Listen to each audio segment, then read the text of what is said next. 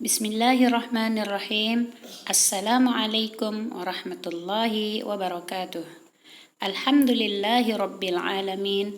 Assalatu wassalamu ala asyrafil anbiya'i wal mursalin wa ala alihi wa ashabihi ajma'in. Amma ba'du. Pada video pembelajaran tematik kali ini, kita akan memasuki tema 5, subtema 2 di pembelajaran 1 dan 2.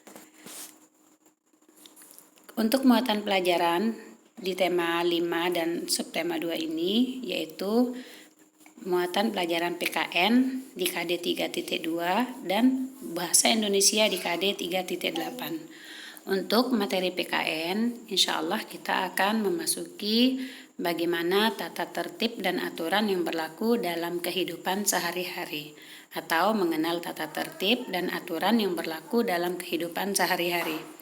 Kemudian untuk bahasa Indonesia yaitu merinci ungkapan permintaan maaf. Anak-anak yang salihah, coba diskusikan bersama orang tua kalian di rumah. Apa yang harus kita lakukan bila mengalami hal-hal berikut ini? Yang pertama, kamu meminjam mainan kakakmu, lalu tanpa sengaja merusak mainan tersebut. Yang kedua, saat bermain bersama, tiba-tiba ada 2 orang temanmu berkelahi karena sesuatu. Kemudian yang ketiga, saat sholat berjamaah di masjid, kamu melihat ada temanmu yang sengaja mengganggu teman lainnya yang sedang mengerjakan sholat. Nah, kalian diskusikan kira-kira apa yang akan kalian lakukan bila menemukan 3 kasus tersebut di atas. Nanti hasil diskusimu dengan orang tuamu di rumah ditulis di dalam buku catatan ya. Baik, kita akan masuk beberapa aturan di dalam kehidupan. Anak-anak, kita hidup di dunia tidaklah sendiri. Ada orang lain yang senantiasa berhubungan dengan kehidupan kita, baik secara langsung atau tidak. Dalam menjalankan hidup ini, kita tidak boleh melakukan semua hal sesuka hati kita. Karena itulah dalam hidup perlu dibuatkan aturan. Misalnya, saat berada di rumah pasti ada aturan yang dibuat untuk anggota keluarga. Begitu pula di sekolah, bahkan di tempat bermain. Nah, aturan di rumah seperti apa?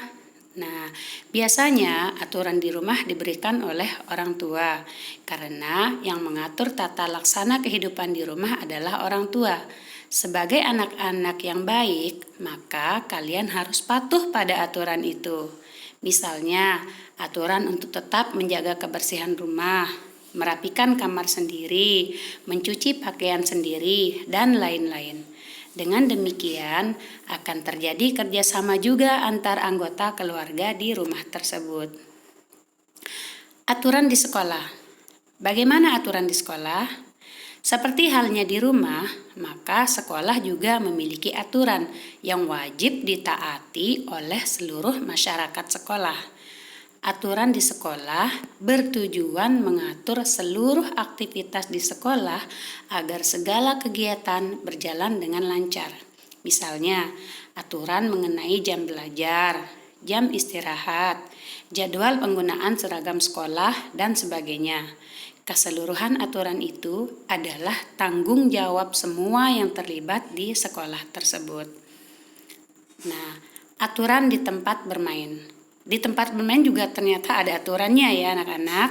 Nah, bagaimana perasaan kalian jika tidak punya teman? Tentunya sepi kan? Pasti ada rasa ingin mencari teman untuk diajak bermain bersama. Nah, anak-anak, saat bermain pun kita harus tetap menjaga aturan.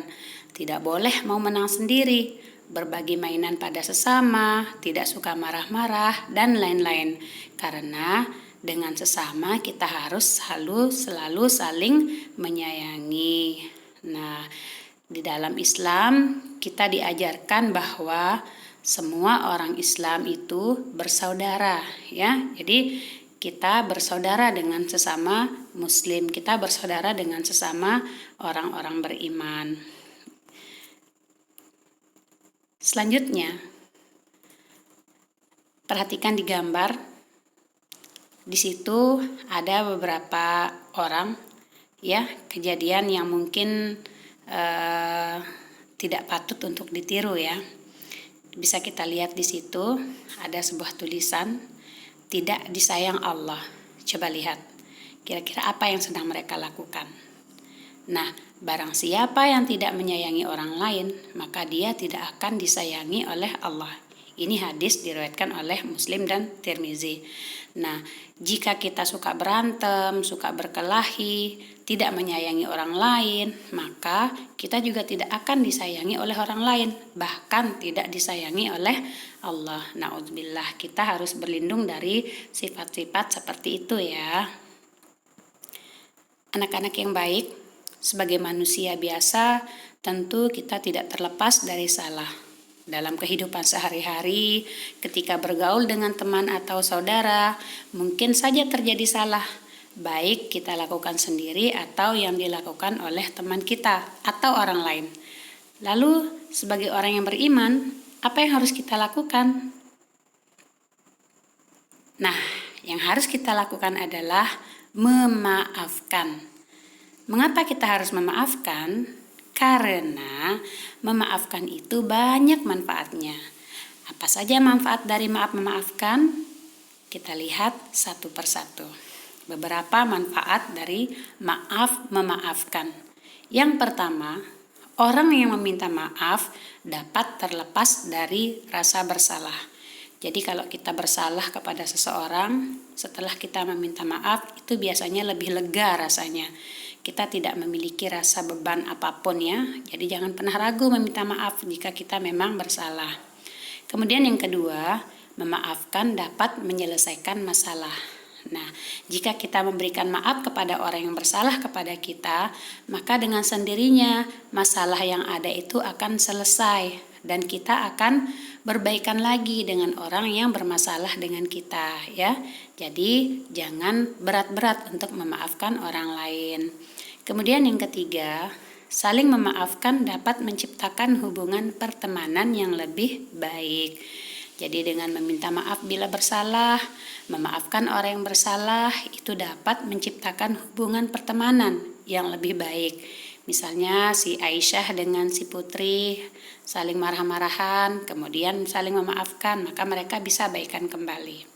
Kemudian yang keempat, kenapa apa saja salah satu manfaat dari memaafkan, yaitu karena Allah mencintai orang yang saling memaafkan.